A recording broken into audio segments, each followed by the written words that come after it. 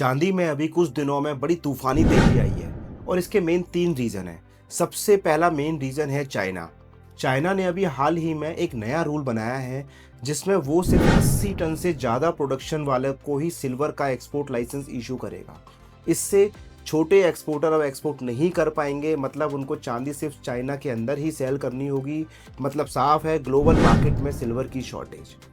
Second reason है EV and solar. EV and solar सबको silver चाहिए क्योंकि कंडक्टिविटी का किंग सिल्वर ही है और EV and solar panel installation पूरे वर्ल्ड भर में रिकॉर्ड लेवल पर है। डिमांड बढ़ रही है बट सप्लाई नहीं। थर्ड रीज़न है इंडिया।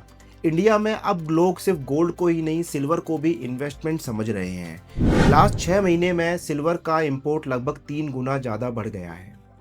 अब आता है इसका फ्यूचर एंगल, जो है सॉलिड स्टेट बैटरी, जो कि सैमसंग ला रही है, जिसकी 20 साल लाइफ, 9 मिनट चार्जिंग और 900 किलोमीटर रेंज और लगभग 100 किलोवाट आवर की बैटरी को बनने में लगेगा 1 किलोग्राम सिल्वर।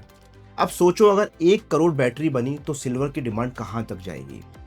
लेकिन अब यही आता है इसका एक टर्निंग पॉइंट, जो है बड़े सोचने की बात, कि जब कोई रॉ मटेरियल इतना महंगा हो जाए या उसके फिनिश्ड प्रोडक्ट की कॉस्टिंग इतनी बढ़ जाए कि मैन्युफैक्चरर का प्रॉफिट मार्जिन ही खत्म हो जाए, तो यहाँ आता है उसका रिप्लेसमेंट।